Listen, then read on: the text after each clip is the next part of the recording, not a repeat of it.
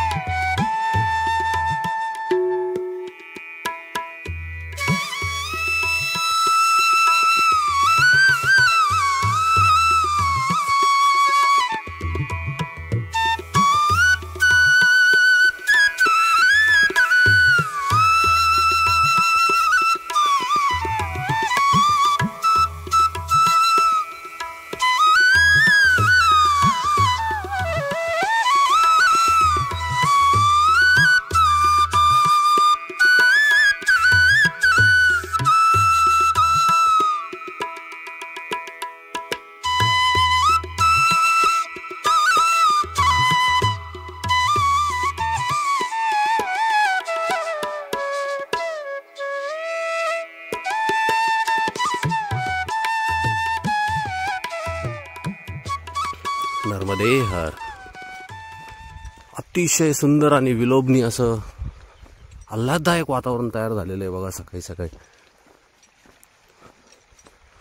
अक्षरशः पाण्यातून वाफा येतात।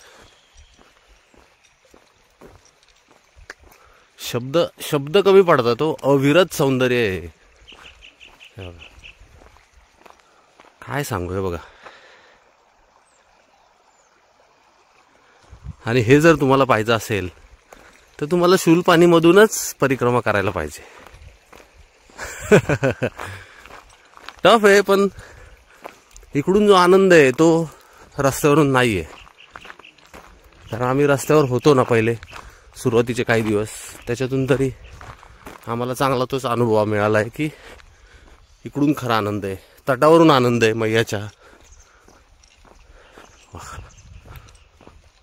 अतिशय मस्त।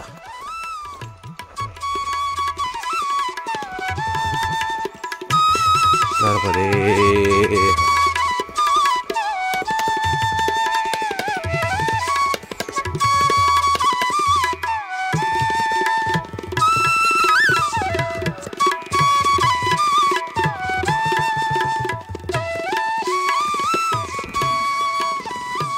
नर्मदे हर। झालं, आता कठीण चढाई सुरू झाली आहे। पलीकडे नदी वाहते, खूप सुंदर असा आवाज येतोय नदीचा, फार विलोभनीय दृश्य आहे। बाजूला असं गर्द असं अरण्य आणि त्याच्यातून हा रस्ता जातोय आणि त्याच्यातून परिक्रमा अशी वर चढतात एक डोंगर आणि चांगलीच खडी चढाई आहे। वाह, नर्मदे हर।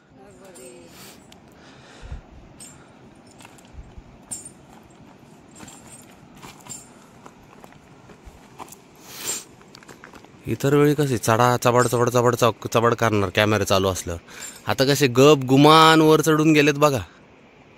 नर्मदे हर।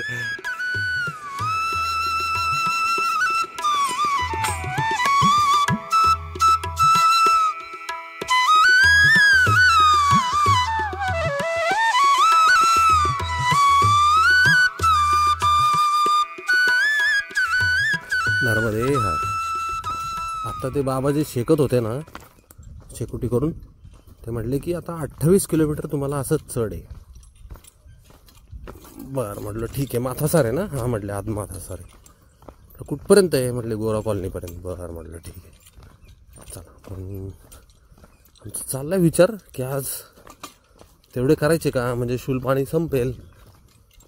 तर पाहू आता कसं काय साथ देते बॉडी आमची. मस्त हे बघा, पूर्ण जंगल आहे ना, आणि सूर्य एवढा तळपला आहे तरी पण थंडी वाजते. मी स्वेटर काढलं आहे कारण मला मग अशी गरम व्हायला लागलं होतं. चढ चांगलाच होता ना. जाऊ दे आता, नको घालायला परत. नर्मदे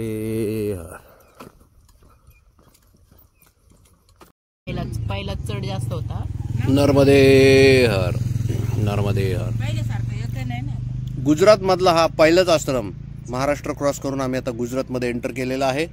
आणि सुंदर असा आश्रम. आणि महाराजजी पण खूप गोड आहेत. पहिल्या राऊंडचे पोहे संपले होते. बरेच परिक्रमावासी पोहे खात होते. आम्ही आलो तेव्हा ते संपले होते. आम्हाला म्हटले पोहे संपले, थोडा वेळ थांबायला लागेल, तुम्हाला थांबता का? म्हटलो महाराजजी 100% थांबणार, कारण 3 दिवस झाले आम्ही बालभोग खाल्लेला नाही आहे. महाराजजी पळत पळत गेले त्यांच्या घरात. हे बघा इकडं. आणि पोहे घेऊन आले आणि छान पोहे बनवलेत मसाल्याचे, मस्त. नर्मदे हर, नर्मदे हर. मग आता सरसं आता जंगल सुरू झालंय. हे बघा किती वाजलेत रे? सकाळचे 10 वाजलेत. आणि एक मोठा उंचवटा असं चढ येतो आणि नंतर थोडा उतार येतो. असं चालू आहे 15-20 मिनिटापासून. पण सुंदर एकदम. वातावरण थंड आहे. असं सावलीत आलं की थंड वाटतंय. छोटासा असा चिनुकला रोड आहे. हां सकाळी सकाळी वरच गेलेलं म्हणजे बरं आहे ना. असं आम्हाला कळालं की 18 किलोमीटरचा घाट आहे हा. तर ऑलरेडी आमचं सकाळी 10 किलोमीटर झालेत आणि हा 18 होईल. तर 28 वगैरे होईल असा आमचा विचार होता.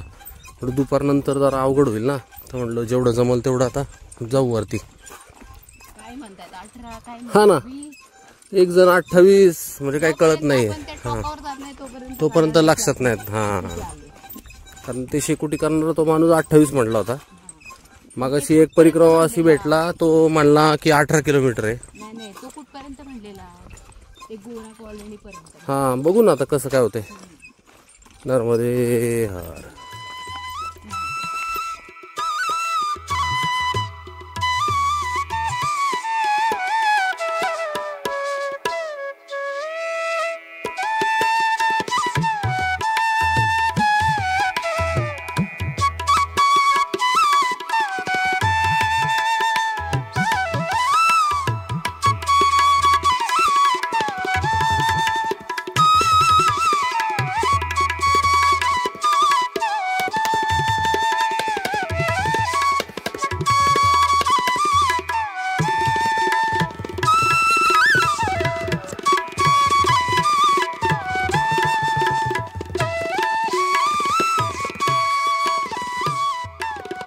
नर्मदे हर. काय आंघोळ झाली माहिती का? एक नंबर नदी होती. आणि आता चढतोय आम्ही. कठीण आहे ना, खूप अवघड आहे. अंगावर आहे पूर्ण घाम निघला. हा ना, आताच आंघोळ केली, परत घामाने आंघोळ झाली आता. चला नर्मदे हर, नर्मदे हर. चांगला चढ होता 1-1.5 किलोमीटरचा. तो चढून आलो आणि आता थोडासा विसावा घेतला. आणि मागं थोडासा बारीक कुठे गेला, बारीक झरा आहे. मैयाने तिकडं पाणी घेऊन आलाय तिकडून. नर्मदे हर मैया, नर्मदे हर मैया. कसा होता चढ? वाढीव एकदम. अजून एक मैया पुढे गेल्यात, सुपेकर मैया. आणि सरस्वती मैया मागून येतात. ॲज युजल स्लो असतात त्या. चला नर्मदे हर. बघा माथासरला जाताना आहे ना, चढ बघा केवढा आहे. चांगला चढ आहे. नर्मदे हर. म्हणजे पुण्याचा जो सिंहगड आहे ना, तो ट्रेकिंगच्या मार्गाने जसं आहे ना तसं ही परिस्थिती आहे. चांगलाच अंगावर एकदम. गाड्या कशा जात असतील देव जाणे. नर्मदे हर, नर्मदे हर.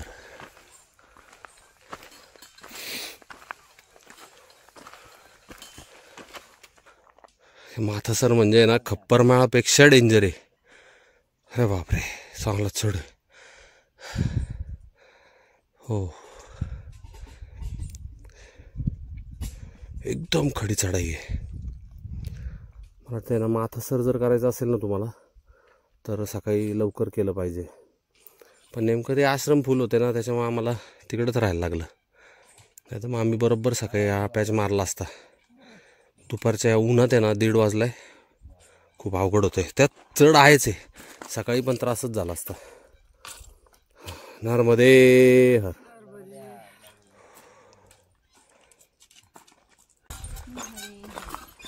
इथं एवढी थंडी आहे ना की कपडे वाळतच नाही. आम्ही 2 तास आता कपडे वाळत घातले होते.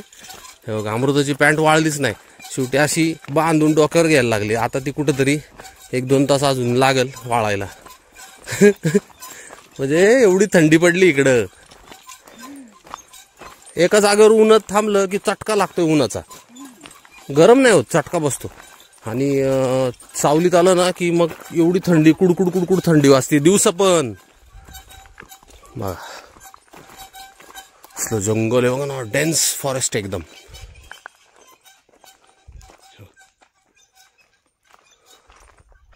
आणि एका ठिकाणी बोर्ड होता, लेपर्डचा क्रॉसिंग पाथ होता. त्याचं वाट असेल त्याची जायची यायची. चांगलेच मजबूत प्राणी असतील वरती. टोटल आम्ही 5-6 किलोमीटरचा घाट चढून आलोय. आता अजून किती आहे बघू. चढ इथले संपत नाही. नर्मदे हर.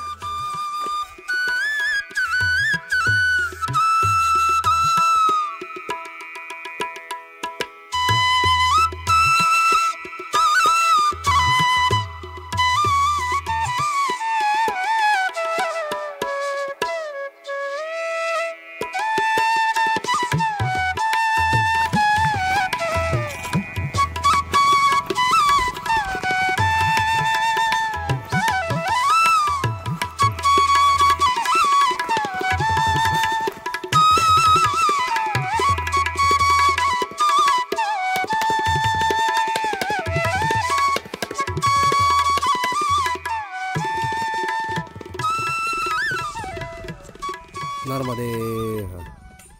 शूलपाणीमधला आहे ना सगळ्यात अवघड टप्पा खप्परमाळ नाही आहे तर माथासर आहे. भयान चढ आहे, भयान. सकाळपासून आम्ही चढतोय.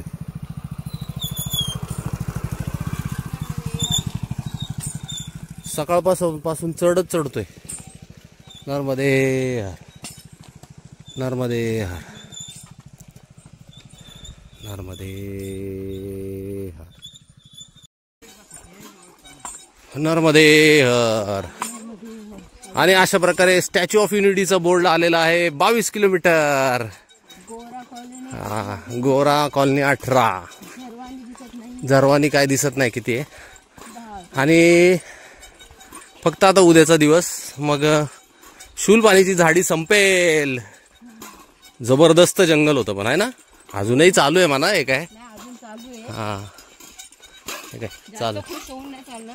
हा जास्त आनंदित व्हायचं नाहीये कारण पुढचा आश्रम अजून 2 किलोमीटर आहे आणि 3:30 वाजलेत. बघूया जागा मिळते का आपल्याला.